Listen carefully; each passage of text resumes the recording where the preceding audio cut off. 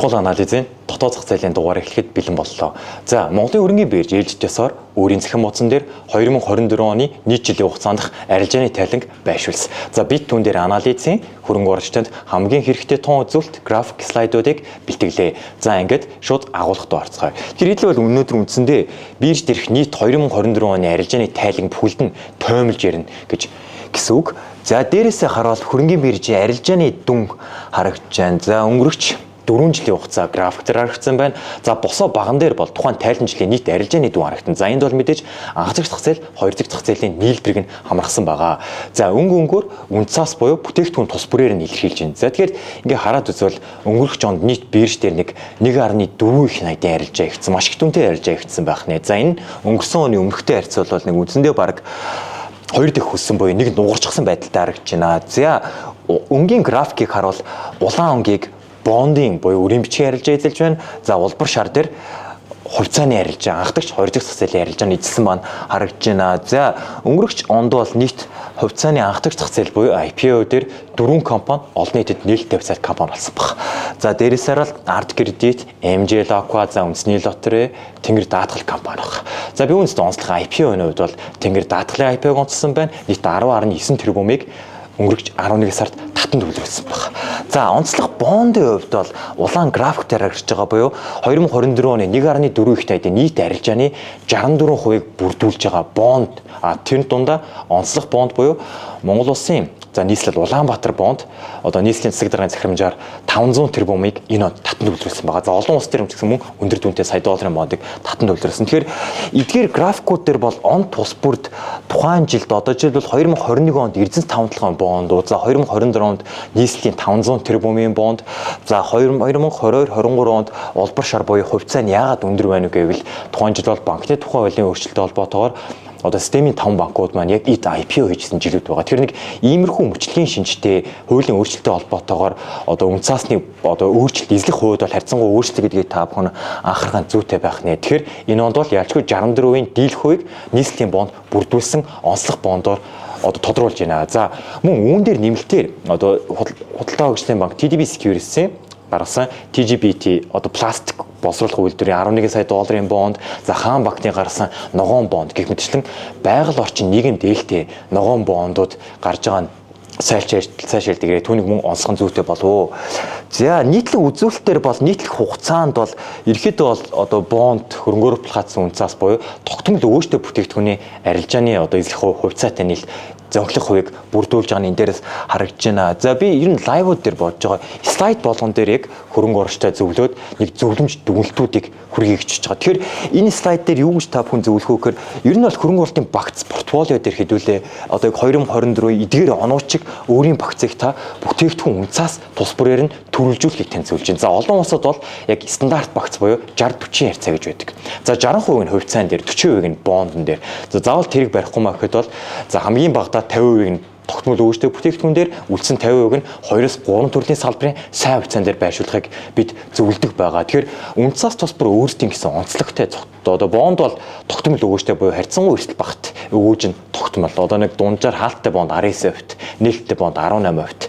За, хувьцааны хувьд бол онцлогийн хувьд бол харьцангуй бондоос ялгаатай нь тогтмол бус хувьсах өвчтэй, бага зэрэг эрсдэлтэй, төдий чинээ танаас урт хугацаа шаарддаг.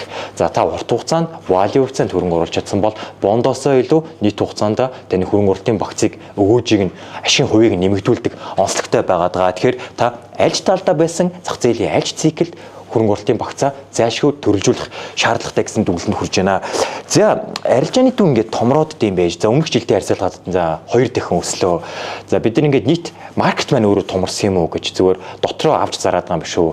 За, ингээд хэлээ маркетинг томорсон юм уу гэдгийг зах зээлийн үнэлгээгээр хэмж болно. Дараагийн слайд руу оръё. За, Монголын зах зээлийн үнэлгээ бирж дээр байгаа нийт компаниудын хувьцаа бол өнгөрөх оны эцээр нийт 12.9 их найд бас. За, нэг жилийн хугацаанд 1.3 их найдаар зах зээлийн үнэлгээгээ нэмэгдүүлж чаджээ. Тэгэхээр энэ бол одоо арилжааны дүн нэмэгдсэний одоо нэг шалтгаан хүчин зүйл гэж хэлж болох нэ. 24 оны эцээр бол топ 20 индекс маань 51296 дээр хаагдсан байна.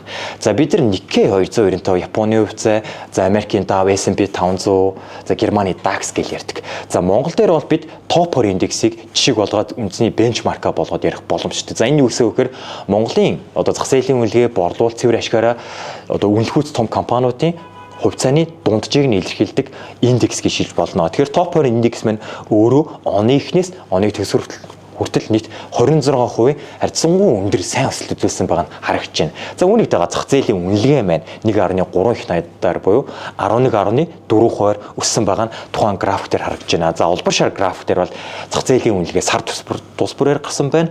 За улаан хэвтэй график дээр бол топ 20 индексийн өсөлтийн график нь харагдаж байна. За нэг топ 20-ийн дээд үзүүлэлт нь бол яг оны эцсийн 51 мянгаар, за доод түвшиндээ бол нэг 40 мянга хүрсэн байгаа нь харагдаж байна. За эдгээр зах зээлийн үнэлгээ аман топ 20 хувьцаанууд өссөн. За нийтлэг хүчин зүйлд бол үндсэндээ бол нэг 3 хүчин зүйлийг би дурдж болж байна. За нэгт ялчгүй Монгол улсын эдийн засгийн макро эдийн засгийн суурь хүчин зүйл нь өөрөө сайн байлаа. Буюу 2024 оны за 3 дахь улирлын байдлаар Монголын бод одоо дотоодын нийт бүтээгдэхүүн эдийн засгийн өсөлт маань 5% дайрцангуй сайн өсөлттэй. За мөн үүний дараагаар Монгол банкнаас бодлогын хүү гинот 3 удаа буурсан баг. За бодлогын хүү буурна гэдэг бол өмнөх лайв дээр тогтмол ярьдаг. Энэ бол хувьцаанд яалчгүй эрэг нөлөөлөлтөй, эрэг импакттай үзүүлэлт болдгоо. Одоогийн байдлаар 3% буруулаад 10% дээр бодлогын хүү барьж байна. За нөгөө талд хамгийн чухал хүчин зүйл. За би нэг дотоод зах зээлийн 5 байна уу 6 дахь дугаар дээр ярьж исэн. Мөнгөний нийлүүлэлт ерөөсөө Монголын хувьцаанд бол ерөөсөө корреляц регресс нь бол маш хүчтэй буюу яг ижил шуумын төдөлтэй нэгэн харьцаатай байдаг гэж хэлж байна. Буюу Монголд мөнгөний нийлэлт төдий чинээ хэмжээгээр нийлүүлэгдэн төдий чинээ нийт хувьцааны эзлэгчийн маань дагаад өсдөг гэсэн хэдүүлээ лайвуудыг анализ дээр хийж исэн байгаа. За яг үүнтэй дагуу нийт одоо M2 буюу мөнгөний нийлэлтийн хэмжээ оны эцээр 41.5 их найдад хүрч гисэн. За энэ нь бол ерөөсөө жилийн хувьд нэг 30 орчим хувиар маш өндөр өсөлт үзүүлсэн дүр зурагтай байгаа нь нийт одоо хувьцааны өсөлтөд томоохон үүрэг гүйцэтгэжээ. За тэгэхээр нэг иймэрхүү сур хүчин зүйлтэй холбоотойгоор мэдээж компани тус бүрүүдийн гүйцэтгэл ашигын одоо үзүүлэлтүүд нь мэдээж сайн гарсан байгаа. Тэгэхээр хувьцааны ашд бол эдгээр хүчин зүйлэд нөлөөсөн байх нэ. За энэ слайд дээр онцлог хүчин зүйлийг одоо онцлог дүгнэлт та бүхэн зөвлөмжийг юу гэж хөрөхөө гэхээр ерөөхдөө бол за Америк нэгдсэн улс, за хөгжингүү энтхэг Бразил ч юм уу, за Монгол шиг хөгжиж байгаа улсууд тэр эдгээр улсуудад бол ерөөхдөө бол хүн амын тонтлээд жил ирэх тусам зах зээл нь өөрөө нэмэгдэж, зах зээлийн хэмжээ нь өсөж идэг байгаа. Тэгэхээр үүнийг дагаад хөрөнгөний зах зээл нь өөрөө эзлэх хувьд дагаад яамагт өсөж идэг, зах зээлийн үнэлгээ нь томорж идэг, хувьцаанууд нь за тодорхой хэмжээний циклийг тооцоолоод томорж идэг байгаа. Тэгэхээр хөрөнгө оруулагчийн хувьд бол за та хувьцаанд хөрөнгө оруулж байгаа бол хувьцааны хөрөнгө оруулалт харьцангуй Монголын нөхцөлд бол 2 ба түүнээс дээш урт хугацааны хөрөнгө оруулалт байдаг. Тэгэхээр та урт хугацаанд төдий чиний хөрөнгө оруулагчид нь төдий чиний нийт зах зээлийн хөдөлгөөнөд дагаад хувьцааны өсөлт нь өндөр гүйцэтгэл үзүүлдэг байх нэ. Тэгэхээр та хувьцаанд оруулж байгаа бол тууштайгаар тогтвортой яг одоо хямд үнэлгээтэй хувьцаанд оруулаад явах нь зөв гэдэг дүгнэлт одоо зөвлөмжийг хүрхээр байна. За үргэлжлүүлээд эдгээр хувьцааны маань өөрөө анх дагч 2 дахь зах зээлийг илэрхийлж байгаа гэж хэлж байна. За одоо дараагийн слайд дээр хэдүүлээ хамгийн чухал үзүүлэлт буюу яг хувьцааны 2 дахь зах зээлийн арилжааны дүнг нь харъя. За мөн адил сүүлийн 4 жилийн хугацаагаар босоо график дээр тавьсан байна. За улбар шар график бол хөрөнгөний бирж дээрх нийт хувьцааны 2 дахь зах зээлийн арилжааны дүн буюу одоо IPO гассан гэсэн үг. Үндсэндээ компани бирж дээр бүртгэгдсэн. За бирж дээр бүртгэсний дараа өдөр тутам хөрөнгө оруулагч өөр хоорондоо авч зардаг 2 дахь зах зээлийн арилжааны нийлбэр дүнг хэлж байгаа гэж ойлгож болох нэ. За тэгэхээр 2024 онд нийт 2 дахь зах зээл дээр 317 тэрбумын мөн адил өндөр дүнтэй арилжаанууд явагдсан байгаа нь график дээр харагдаж байна.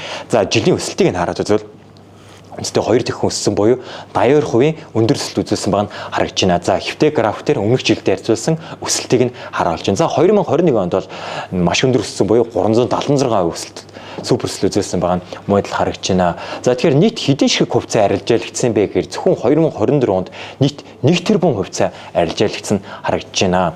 За яг арилжааны идэвхээр аль салбар тэргүүлж байгаа юм бэ гэхээр одоо системийн та буюу банкны салбар үндсэндээ 2 дахь зах зээлийн арилжааны хэмжээгээр бусад салбараас үнэмлэхөөс тэргүүлж байна. За энэ слайд дээр та бүхэнд өгөх зөвлөмжийн хувьд бол ерөөхдөө бол хөрөнгөний бирж дээр за 200 шахам хувьцаа за нэг 180 орчим хувьцаа бол бүртгэлтэй байгаа. Гэхдээ эдгээрт ангиллууд байгаа.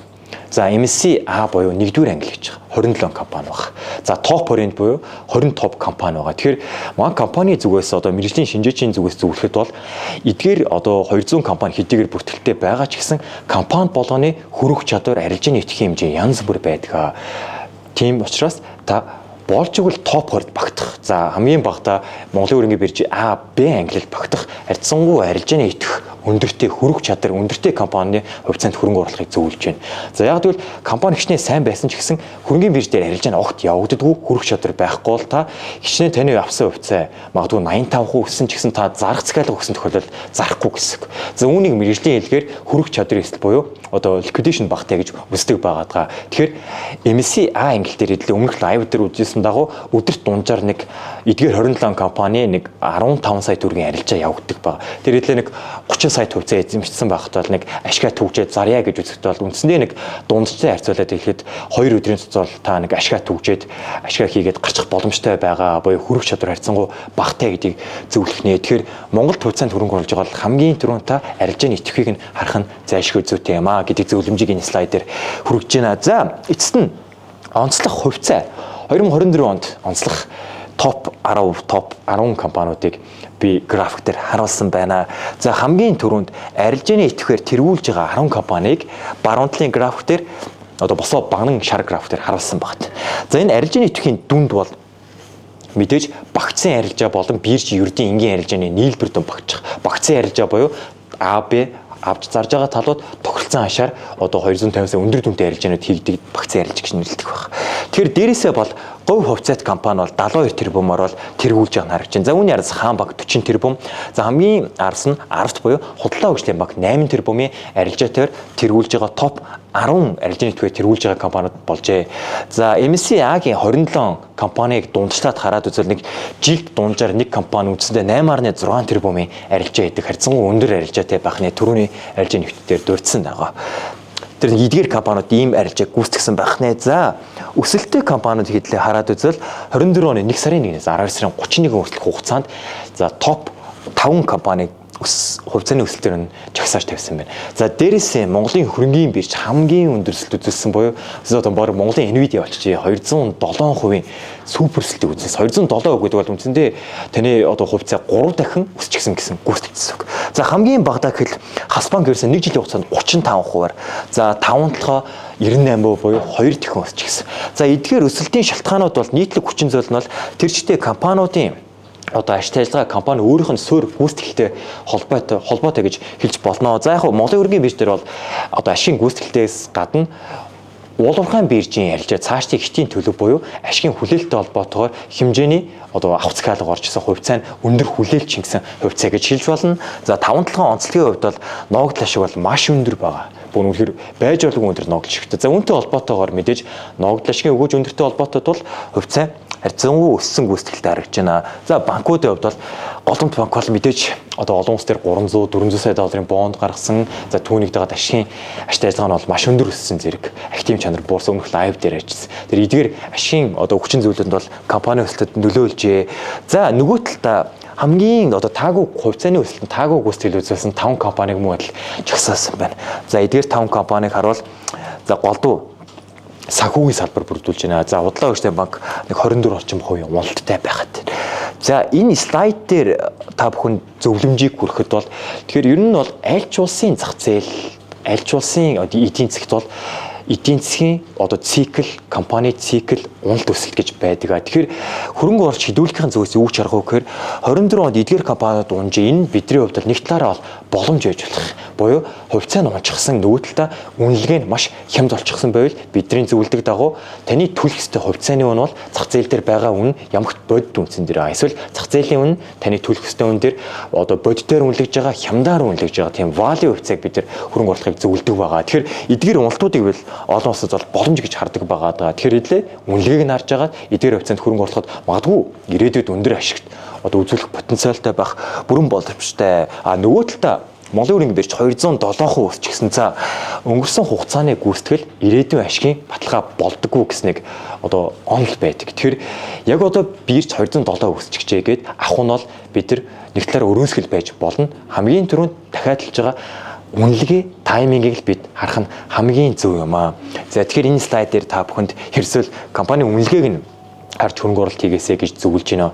За альж талдаа байсан өссөн, унсан хувьцаа танд доотлон 1 жил ба түүнээс дээш одоо хугацаанд хөрөнгө оруулахыг зөвлөж байна хувьцаанд гэж байгаа бол мөн хувьцаантай хөрөнгө оруулж ил заавал 100 сая, 50 сая, 20 сая гэх түнтэй мөнгө бэлдээдэх шаардлагагүй. Голдуу одоо өөрийн нэг багц бүрдүүлээд 3 салбар дээр эхний ээлжинд 3 сайн компани хувьцааг л авчих. За нэг ногоо гişг сайн төлдөг. За технологи ч юм уу. За нөгөө талаа одоо банк санхүү хүнсний салбар. За үүнийгээ сар тутам хуримтлалын шинжтэйгээр аваад үнэлгээ хямдыг нь түүж аваад хуримтлалууд татгаар хувьцааны хуримтлал үүсгэхийг танд зөвлөж байгаа. За өнөөдрийн лайв бол нэг иймэрхүү. За ингээд өнөөдрийн лайваа өндөрлөе.